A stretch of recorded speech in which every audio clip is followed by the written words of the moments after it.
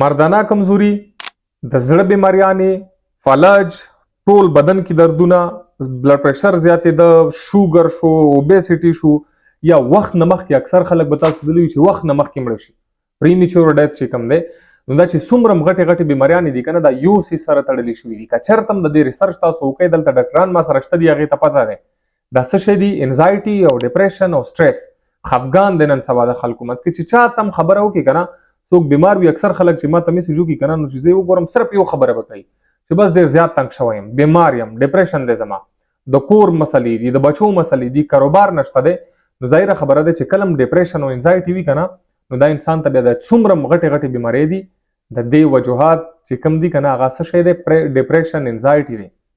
نو اوس په دا موږ ټریټ کوو څنګه؟ ډپریشن او انزایټي صرف د دې نه دی، دې نه بغیر هم ډپریشن او انزایټي لکه آستما شوه، سالبندۍ چې کومه بیماري شوه، یا دې نه بغیر برګر ډیزیز شو، کینسر شو، کرونیک ابسټرکټیو پلمونري ډیزیز چې کوم د سی او پی ډي موږ ورته وایو، یا بلایندنس شو، ستاسو سترګې ړم دي شي یکدم.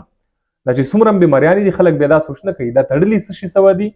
دلته ریسرچر شته دي ما سره هغه خلک چې هغه ریسرچ کوي هغې ته پته دی هغې ډاکټرانو ته چې دا څومره بیمارۍ دي دا تړلي څه شي سره دي، دا تړلي دي انزایټي سره، ډپریشن سره، سټریس سره، خفګان سره تړلي شوي دي.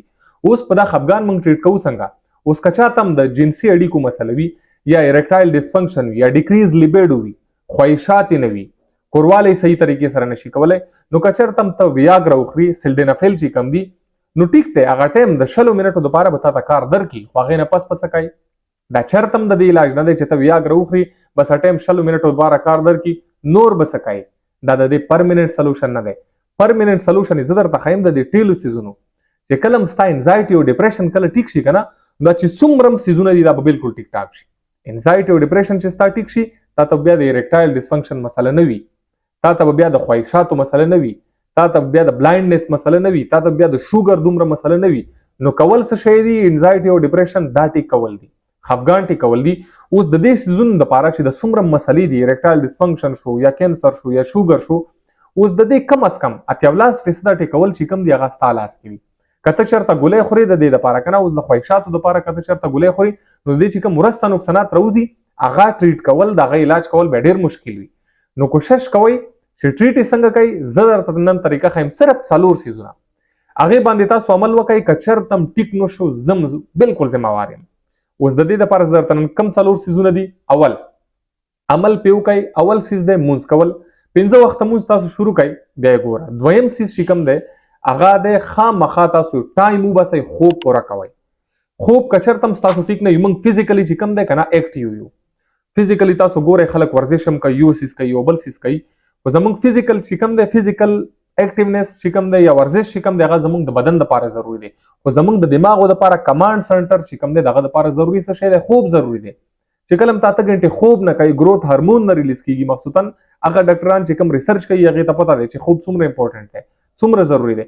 نو چې کله تا 8 غنټې خوب کوي ستا به ګروث هارمون ریلیز کېږي، ستا به موډ ټیک وي. نو اول مونځ کول، دویم خوب کول 8 غنټې انتهایی زیات ضروري دي. دریم چې کوم شی دی هغه ایکسرسایز کول دي. تاسو ورزش شروع کوئ، کم از کم 1 غنټه ورزش ورځ کې شروع کوئ، تاسو خپله زندګي بیا ګورئ چې چینج کېږي څنګه. او څلورم چې کوم شی دی او ډېر اهم شی دی هغه زه خپل زندګۍ کې مې اپلای کوم، خپلې زندګۍ کې هم زه کوم. هغه څه شی دی؟ فني کنټینټ لیدل، خندېدل، خوشحالېدل. چې کله هم ته خاندې خوشحالېږي نو ستا دماغو کې به څه شی کېږي؟ ډوپامین به ریلیز کېږي، هغې ته موږ هیپي هارمون هم وایو. چې کله ستا دماغو کې ډوپامین ریلیز کېږي نو اریکټایل ډسفنکشن شو، که د خواهشاتو مسلې شوي، که نوره څومره بیماریانې دي نو دا به انسان ته نه کېږي. اوس د فني کنټینټ دپاره نه دی، خامخا تاسو داسې کوئ داسې ځایونو کې نه چې هغې ځای کې تاسو خوشحال وئ، خاندئ، خامخا کوشش کوئ ورځ کې چې خاندئ تاسو. یا دې نه بغیر موبایل خو هر یو سړی نن استعمالوي، هر چا سره موبایل دی چې تاسو د بیډ نیوز ګورئ یا د خفګان د جګړو خبرې ګورئ. کوشش کوئ چې فني کانټینټ ګورئ. فني کانټینټ کې څوک لیدلی شئ؟ تاسو لوپر کاکا لیدلی شئ چې دې سره خاندئ، دا علاج دی، دا ما نه لیکلي واخلئ. لوپر کاکا ګورئ، لونګین ماما ګورئ، دا ویډیوګانو به یې تاسو لیدلي وي. یا دې نه بغیر بختي رحمان ګورئ، خواجان ګورئ. دې نه بغیر هم داسې خلک دي چې هغه فني کنټینټ جوړوي نو ډېر خوند کوي، انسان ډېر خاندي ورته.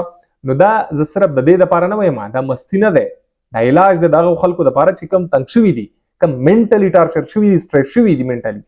هغه خلک صرف 1 غنټه دا ټایم وباسئ چې 1 غنټه به موږ خامخا موبایل خو هسې استعمالوو. دا فني کنټینټ تاسو ګورئ، چې تاسو خندئ، تاسو خوشحالئ. نو چې د کم سیزونه ما درته وښیلو، اول مونځ کول انتهایی زیات ضروری دی، خامخا 5 وخته مونځ شروع کړئ. دویم سیز خوب 8 غنټې انتهایی زیات ضروری دی. دریم سیز ایکسرسایز کول، ورزش انتهایی زیات ضروری دی، 1 غنټه خامخا کوئ. څلورم سیز خامخا کوشش کوئ چې فنی کنټینټ ګورئ چې د کم ما درته وښیلو. تاسو کله اپلای کو دا 4 سټپ چې کم دي زندګۍ کې، دا ما خپل اپلای کړی دی او ما ازمایلی شوی دي. دا سیزونه کمی ګولیانې دوایانې دغه سره انسان دومره نه خکېږي، خو دا سیزونه تاسو اپلای کړئ، بیا تاسو ګورئ چې تاسو زندگی چینج کیږي څنګه، تاسو کمی بیماریانې دي، کم سټرس ته انزایټي دی، هغه ختميږي څنګه، تاسو ته خپل بیا پته ولګيږي. 80% تاسو بالکل چې څومره پرابلم دی به ختم کیږي. که ختم نشو صرف ماته لاندې بیا کمنټ وکړئ چې څنګه چل دی، صرف یو میاشت ازماو کوئ او بیا غنه پس ماته وای. مهرباني.